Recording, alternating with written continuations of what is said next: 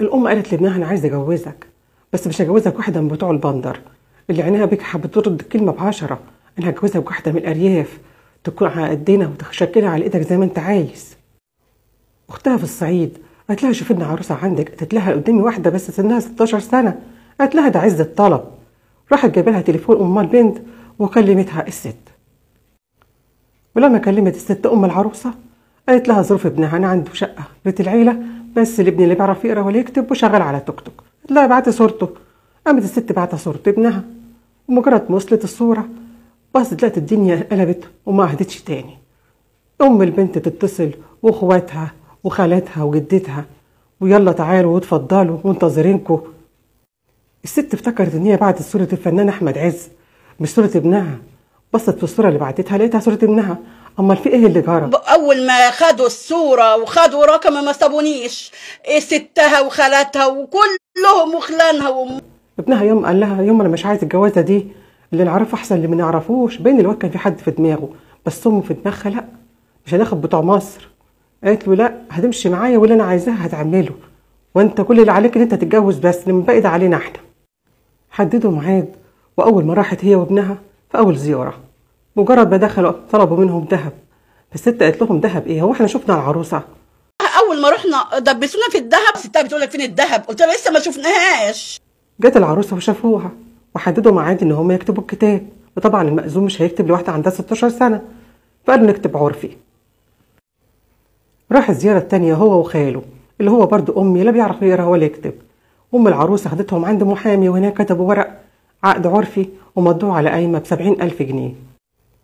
جت العروسه ويوم الفرح وليله الدخله كانت ليله لا تتحكي ولا تتقري ولا تتوصف. ام العروسه قالت انا مش همشي الا ما اطمن على بنتي، والعريس قال لا انا مش جاهز واعصابي تعبانه خلينا براحتنا. ام العريس قالت لها يا ستي مستعجله على ايه؟ الايام جايه كتير. قالت لها لا مش همشي، ده انا رايحه الصعيد، خش انت عليها. دخلت ام العريس على العروسه زي ما الدايه بتعمل، وكانت المصيبه ما لقيتش حاجه. الست طلعت مره واتنين مفيش في حاجه. طلعت لامها. انا قلت في الحاله ديت ممكن تكون البنت دي من النوع اللي هي غشاء البكاره بتاعها مطاطي ودوت ما بيجيبش دم. بس اللي حصل من ام العروسه خلاني اتاكدت ان الموضوع مش موضوع غشاء مطاطي، لان ام العروسه خدت منها المنديل وراحت مبدله بمنديل هي كانت مجهزاه معاها في دم، وراحت داخله بيه على العريس وقالت له الف مبروك عروستك تمام. طبيعي هي وهي طالعه من شقتي على السلم بدلت المنديل ووريته دم. راحت دخلت قالت له مبروك. ام العريس اتحطت قدام الامر الواقع وما قدرتش تقول لابنها ما هي صاحبه الشورى وصاحبه الجوازه. سكتت وعديتها وسكت لا والنبي لا والنبي لا معلش. مش تسكت بقى العروسه وتحمد ربنا على الستر، لا اللي حصل غير كده خالص. البنت طلعت لسانها طويل وتصرفاتها غريبه. البنت كانت بتخرج كل يوم الصبح وتلبس وتتمكش، ولما تسالها حماتها رايحه فين تقول لها ده رايحه اجيب طلبات لحسن. ولو حسن سالها تقول له كنت بجيب طلبات لامك، وترجع لا فيش حاجه في ايديها. وكانت فين محدش عارف. مكياجها وهي بتمكيش بيتها لجوزها، واقفه شعرها كده زرغوليه. بقول لها يا بنتي انت فين؟ تقول اصل بجيب حاجه لحسن. وكانت مسجله اسماء الشباب على اسم خلانها، لما يقول لها بتكلمي مين تقول لهم انتوا مالكم انا بكلم خلاني. كاتبه الارقام باسم خلانها. ارقام ايه بقى؟ الارقام اللي بتكلمهم اللي جايه بيهم من اسيوط. وفي يوم نسيت الموبايل ودخلت اوضتها، ولما قلبوا فيه فتحوا لقاها عامله مكالمات مع شباب، ومنهم واحد بعت لها فلوس وبيقول لها انا عارف ان انت قربتي تطلقي خلاص. واتضح ان البنت رفع قضيه طلاق للضرر، وكمان اتحكم لها بالطلاق. جماعه وهي عايشه مع جوزها وهي مش عارفه انها حاجه، والناس مسالمه والناس مش عارفه اي حاجه خالص. عامله القضيه وهي قاعده معانا هنا رفع قضيه. عايزه تطلق. البنت كل ما حد يكلمها تهددهم انا هرمي نفسي من فوق هموت نفسي انا هجيب لكم مصيبه، وتهددهم وتمسك لهم بالسلاح. شتمتنا وارمي نفسي من فوق. هي بتقول لك ارمي نفسي من فوق وبتمسكي لنا السكينه وهنموتك يا مرة انت، هعور نفسي واسجنك. لما غبت في يوم وحبت دي تروح يصالحها وراح لها اسيوط، لقاهم مستنيينه. ضربوه لما هروه وقلعوه مالته وصوروه ومضوه على دفتر ورق عشان يكسروا عينه وما يقدرش يطلب اي طلب ولا يرفع ضدها اي قضيه. جروه عندهم وقلعوه وموتوه من الضرب وكتبوا عليه ورق. ولما رجع لامه واخواته قالوا ده احنا كنا ساكتين عليها، شايف؟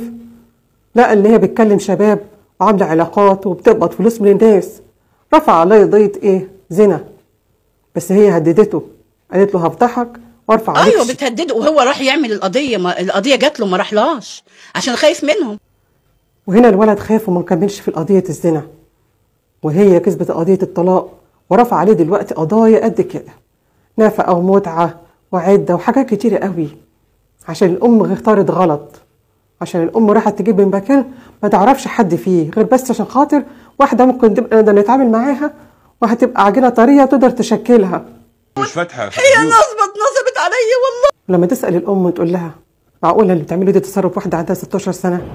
قالت هي دلوقتي عندها 18 سنه، بس صدقوني تفكيرها سابق الكل، هتفهم كل حاجه، واللي احنا بدماغنا بيدور في دماغنا هي بتعرفه من قبل ما نتكلم. مخها ده تعرف انت بتفكر في ايه وهي بصالك كده او اعطيك ظهرها.